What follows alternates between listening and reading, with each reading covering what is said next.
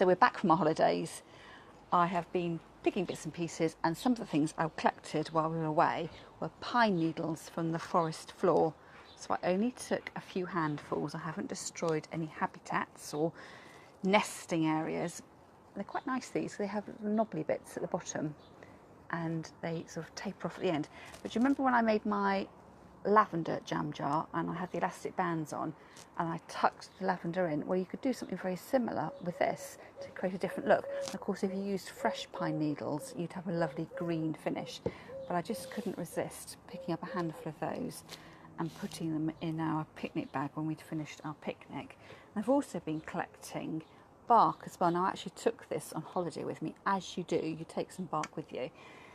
We have a little stream that we walk along to get into town, and there are London plane trees there, and I think it must be something about London plane trees that shed their bark at this time of the year, and I thought I could use that for something. So you've either got the inside piece from the tree or this more knobbly gnarled piece. And also I picked up some silver birch papery bark, which would make a really good addition to a jam jar. In fact, what you could do with the papery bark is just wrap it around your jar and put a piece of ribbon around that, and that's sort of job done. You can imagine that with a nightlight in there as well. So that would be something really easy to do. And then also I was visiting my sister and she backs onto a wood, and I did pick up these pieces of wood, and they have shrunk back around a little bit. They look like sort of shaped like bits of cinnamon, but when I picked them up, they were still quite pliable. But if you were able to find a piece of bark, you could stretch it out when it was still dry, and again you could have positioned that around the edge. And in fact, that looks right. I quite like that, just like that. Imagine again with a night light in the back there, just like having a little badge on the front. I'm going to do the bark project in a second video, so I'll do that when I've finished filming this one, because it's going to take a little bit more time. But I am going to be using some leaves. So these leaves have been on holiday as well. So 150 miles down the road and back again. I don't know whether you know what they are. They are silvery on one side and green on the other.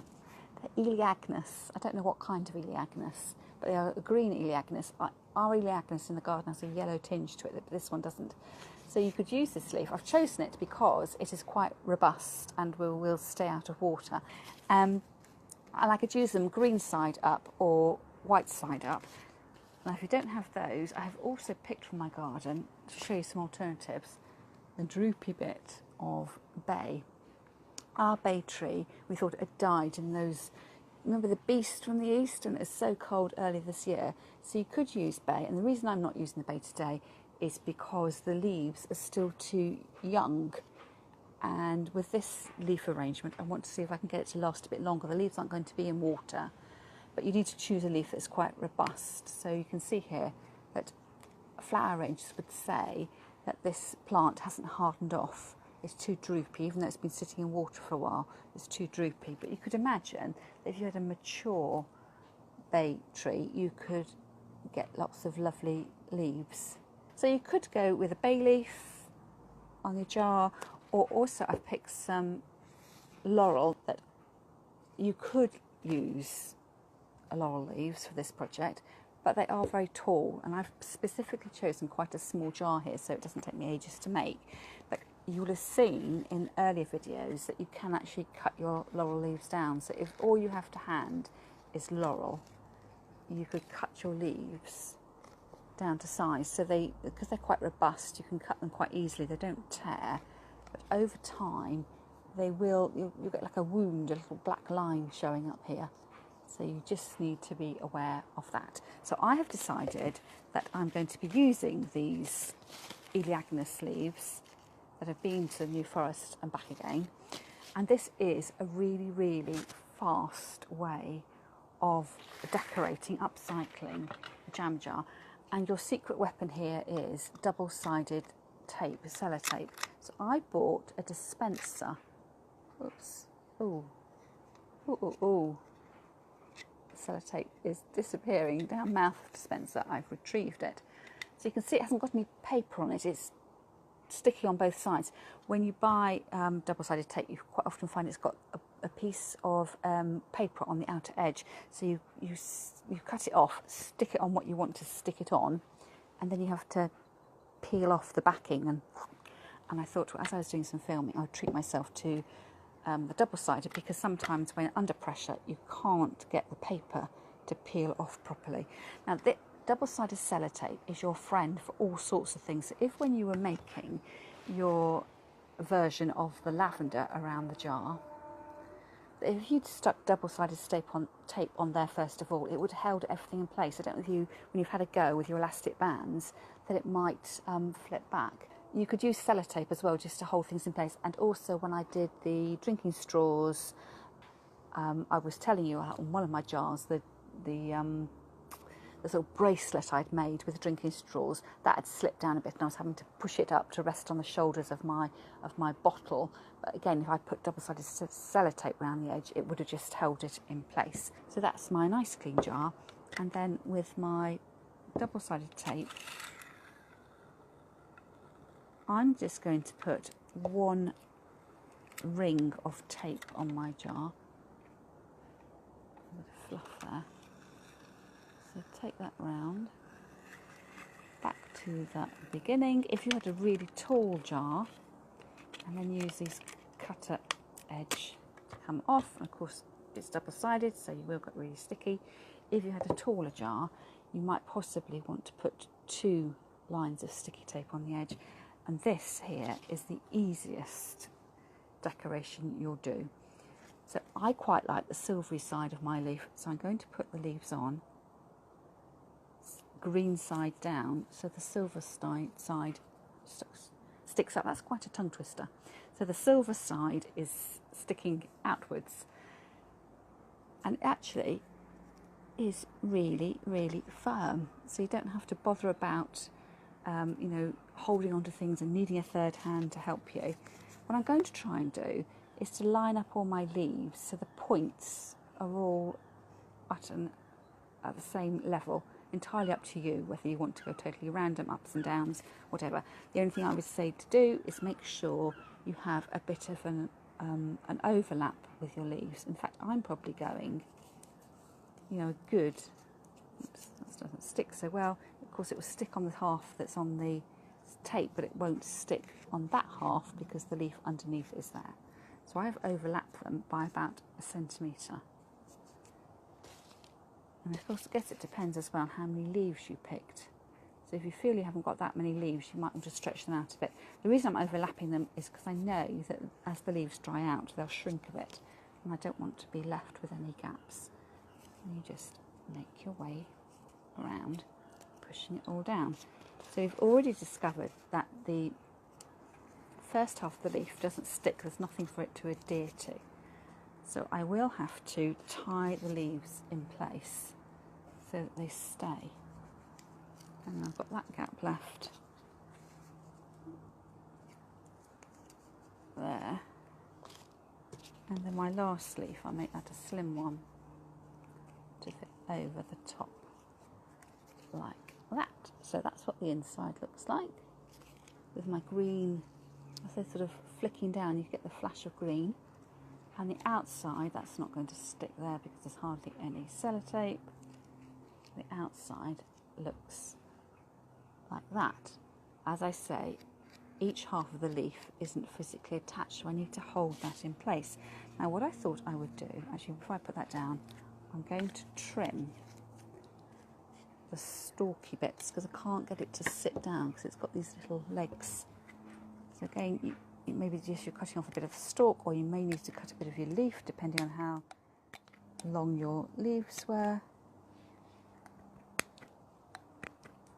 I could tie a piece of ribbon around there, or a piece of wool, or if you've used your embroidery thread for making the drinking straws project, something like that. But I thought if I was channeling my inner forest school girl, that perhaps I should try some flexible twigs.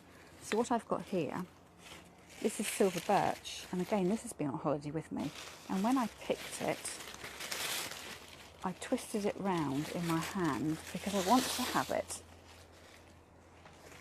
twisting around the jar, and I was slightly concerned that it would snap.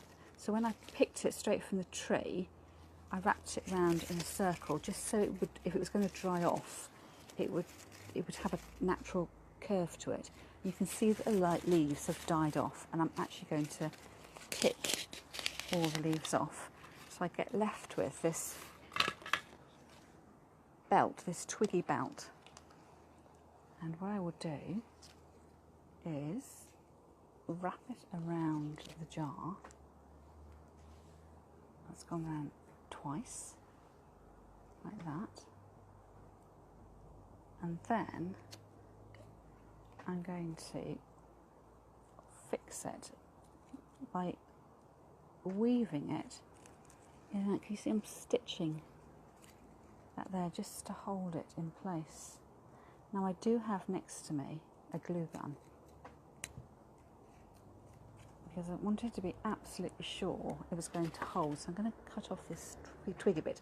I'm going to cut it to a point so that I can twist it the other way. Now if you need to put this down on the table, if your pieces of twig are too fat, they won't be so flexible. So you need to be using, if you're picking off a piece of silver birch, it's quite satisfying doing this, pulling all the leaves off. It's got a fat end and a thin end, so I would try and use the thin end because it's more flexible. The fatter end, although it's still pliable, just won't move around so much. So you may, and this is how I stored it, I just put it into my hand. You can imagine if you did this on a huge scale with a piece of willow, you could make yourself a Christmas door wreath. But that'll be for another time. So basically what I've done around the jam jar is that I made a little twig girdle to put around my jar. And in fact I don't need my glue gun because it's just held, but I could just have put a dot of glue there just to hold it all in place. But that is my really ultra simple leaf inspired jam jar. And then to put your flowers in it. In fact, what you could do, I quite like the way that all that bark was stored to begin with. Maybe that you wanted to do something and put all your bits of bark, if you had them, in the jar to fill it out. I should break that one down a bit. And you could imagine you could then put your flowers through there. So you really would have a decorated jar, and then your frog to hold your flowers in place would be these bits of bark. So up to you. And I have a flower here that was, we had lots of flowers at home before we went on holiday, and now I've got about 6 vases of dead flowers in the house, and this survived. It's one of my flowers I got from Freddie's Flowers, who deliver at home, and you could just put in, probably a bit tall, but you get the idea. You could just put a single flower in there and it just holds it up. It's not I'm not going to put it in there for this particular project. Perhaps with that bay, if you imagine that bay was alive and well, that would slide down and you could have, a really little woodsy looking arrangement. Now I'm going to be using all these bits of bark I've been collecting various woodland walks. So this is the bark from the London plane tree, which seems to shed its bark at this time of the year. I've also got some silver birch, which I didn't pull off the tree. I just found it next to the tree. I found it. But anything that you can find and pick up. And it may be that you can think of ways of working this next project without using bark. So it's a matter of not feeling you've got to slavishly follow along with what I'm doing, but for it to perhaps trigger some ideas as to how you might be able to upcycle your jam jars. Now what I am using for this project is a glue gun. It may be that if you're into crafting that you have got one of these at home. I think they're great fun, glue guns. Obviously I've had mine plugged in. Be careful because they are hot. I can just about hold the top across here, but the glue is really hot, and if you're not used to using a glue gun, you may want to have a damp cloth next to you so you can apply immediate first aid. Obviously water and electricity don't really mix, but do take care. So you don't need to go out and buy one specially, but if you are a crafter, and I do think they're quite good fun with a glue gun. There's loads of things you can do with them, but don't feel that you've got, no, it's another thing you've got to go out and buy. So I've got my jam jar, and of course the easy thing to do would be just to take my jar and wrap a bit of wood around it, but that's far too easy. So I'm just holding it between thumb and forefinger, and as if I'm going to bend it in half. I'm not worrying too much about the size of them. Obviously the smaller they are, the longer it'll take to glue on, but I'm aiming for pieces that are, I don't know, it's not really a very good demonstration piece there. You know, perhaps a centimetre and a half in width, so you know they're a good fat thumb's width. So maybe if you're doing this for the first time, that you might want to choose a small jar just to see how you get on. And if you think, actually, I could do loads with this, you might want to choose a much bigger jar for next time. So I have glue gun here. I'm going to glue straight onto the jar. And then take a bit of the wood and hold it in place. So this glue, it does get a bit strandy, but it does immediately hold. I'm not going to try and get it off, but you can see I am tapping it. In fact, I can hold it upside down, so it does stick really quickly. I'm not quite sure. I've got different barks here. I quite like the lichen on that. It's quite decorative. I might go with my duller pieces of bark first of all, and again I am overlapping them. I'll put that stand away. So glue, I'm just doing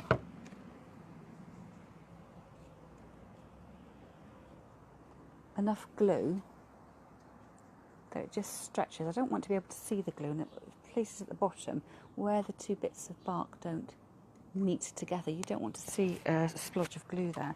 So I'm just keeping the glue. I'm going to glue under that one as well. Gluing it so it holds, but not so the glue becomes really obvious. And then overlapping it again.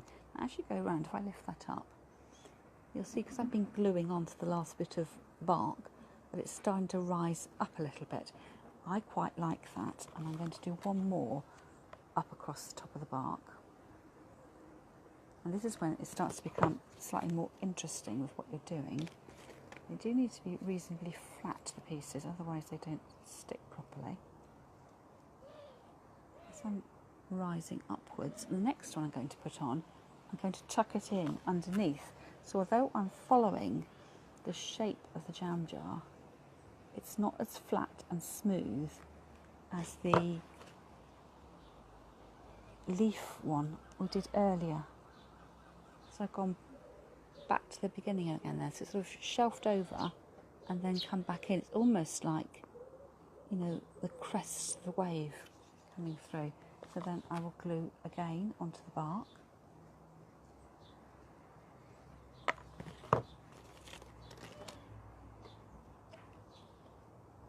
Holding that in place. And that one, just the shape of it is hugging the edge of the jar. So you could be, I'm just picking my pieces up randomly, but if you were particularly keen to get a set look, that you could plan out on the table in front of you what you're going to do. So next piece, so I'm only splitting up as much bark as I need. I'm probably going to end up with a bag full of leftovers at the end of the project. Oops, that didn't quite hold. Are you going to hold? Yes. This, like this, it's got a lovely gnarled bit here, so I might take off that end piece. That'll look great just about there. So again, gluing onto the bark. And that might go onto the jar as well, just down there. Hold it in place. So it does dry really pretty quickly. You wouldn't want to knock it. You can see I'm not holding onto it at all, but everything is holding in place. Right, go on the glass jar again here, underneath that little bit there. Slide a piece of wood in like that. So we're getting it, lots of green tinges here. I think that's too curly. I'm going to save that bit later with all the lichen on it. More pieces here. So it's already cracking there, so I should crack there. And come along this next bit here. And then when I've gone all the way around, I'm going to create some wings. I'm going to dry. Yep, that's holding. I'm going to glue underneath that because it wasn't flush with the jar. It's sticking up, so I can slide my next bit underneath. So I'm overlapping, but sometimes I'm underlapping as well. And I haven't split this bit up. I'm going to have to split it there. I don't want my glue to dry. And I've gone back to the beginning. I shouldn't have rushed that bit there because it's not going to stand upright. So there it is, standing upright. But what I want to do now is to get a bit more arty about it, and I can start to change the shape of the container. So I've kept roughly to the circular shape of the container. What I can do with these pieces is create little wings, so that bit really does stick out. And we could do the same on the other side here. So gluing down. And then my more curly pieces. Oops, daisy. Stick those in, and that piece there, you can see, flips out at the side as well. So I'm trying to get away from the ordinary of just having everything really put flat against the jam jar, and to start to be a bit more creative about it. And I can see this piece here. Use more glue. A bit of glue on that side. A bit of glue that side. And then repair. That's better. And there's all these other pieces that I started to discard because they were too small.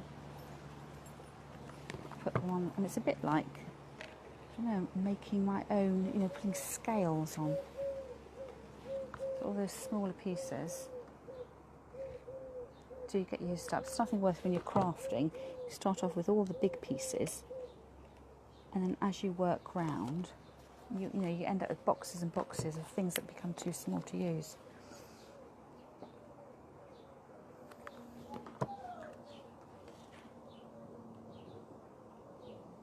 So again, I've gone quite, you can see the sort of profile of that, it is going quite far out.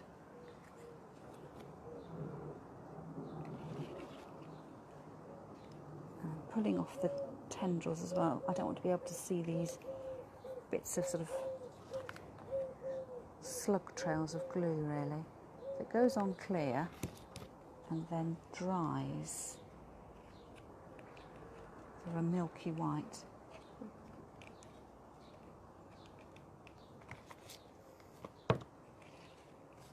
And from this point of view, you can just keep going forever, depending on whether you, when you run out of bark or you run out of time. So it's slightly more fragile than the other projects we've made, but it is quite satisfying being able to break the rules. So you've gone from having a, you know, jam jar that's only about this big, and already I've been able to create these little wings to come out at the side. So I've got one wing there. I'm going to try and come out. If I twist that round, let's try and develop something that sticks out a bit more on this side as well. So I suppose looking down at the top, I'm creating something that's perhaps got a more oval footprint, and then I can save this piece of the bark I saved with all the lovely lichen on it. I don't want it to get hidden, so it didn't go on the bottom layer. I've saved it for this outer decoration. And just hold. I'm just slightly concerned that's not held. So a bit more glue. Squirt. That's better. And then all these little spidery trails of glue. I need to get rid of those. So that's coming out that way. Be really daring, really exaggerate it. So I don't want to hide this lichen piece here. So this next piece, I'm going to glue underneath it, so we can really see the lichen. So come in underneath, like that. That was a nice piece there, with holes in it. Perhaps I could come out even further underneath there. So it's trial and error, trying to find the pieces of best place to put your glue so it's going to be in contact with the piece of bark either next to it or on top of it. I hope it's a bit busy in my background here. If I hold it up very carefully, you can see it's sort of got these wings on the outer edges. That's what I mean by changing the shape of the jam jar, from that round shape to something more elliptical now. You can imagine having that on the side, really showing off the best bits. And then if you had, nice bits of feather you've picked up, or a beautiful leaf that you've found, stick that on there. It's not going to work sliding down, so I can tuck it in under there. It's really quite satisfying, this, because I didn't really know what shape I was going to go with,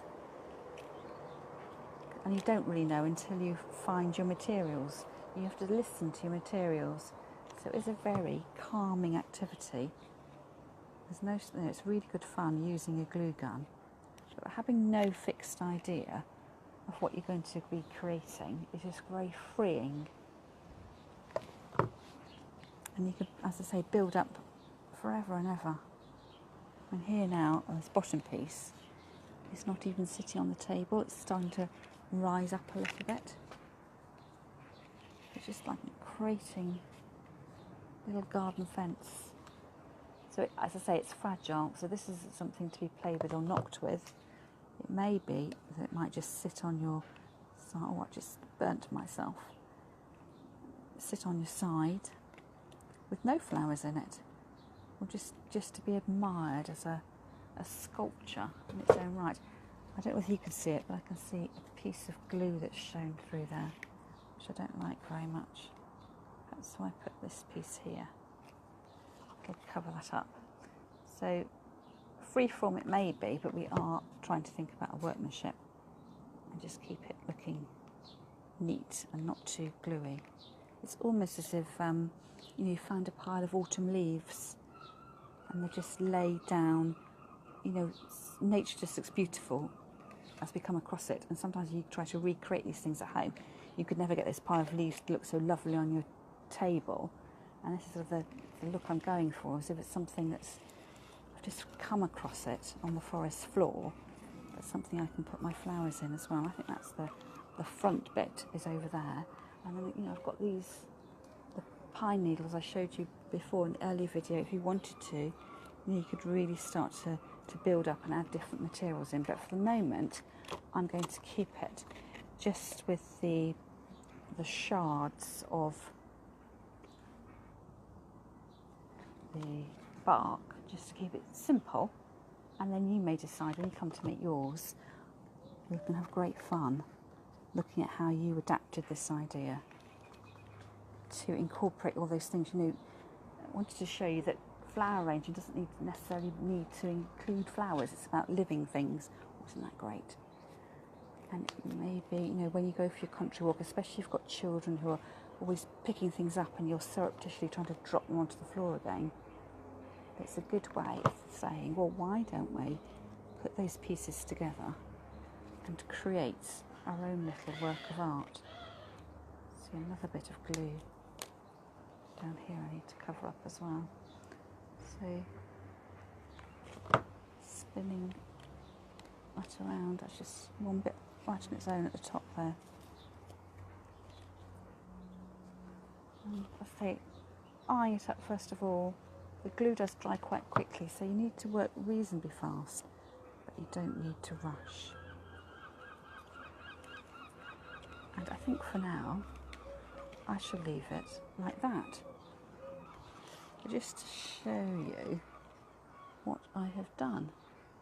So it's changed from being that circular jam jar to having these woodland wings. And you can imagine if you had loads of these, you could put another jam jar and you could have a whole ledge, across your fireplace, a mantelpiece, or a bookshelf. You could create a whole, just keep going with one jam jar, or you could have 2 or 3 of these creations and then have them all sitting next to each other. And then with your flowers, because you've got some bits that are upright, you could just nestle a flower on the top. Or if you want to add in more flowers and make it, as much or as little as you've got. As I say, this is a flower I got left over from something I had before I went on holiday, so it's looking past its best really. Just to actually, I prefer it without the flowers. So I think, today's arrangements, skinny and leaf-like, or go wild with some bark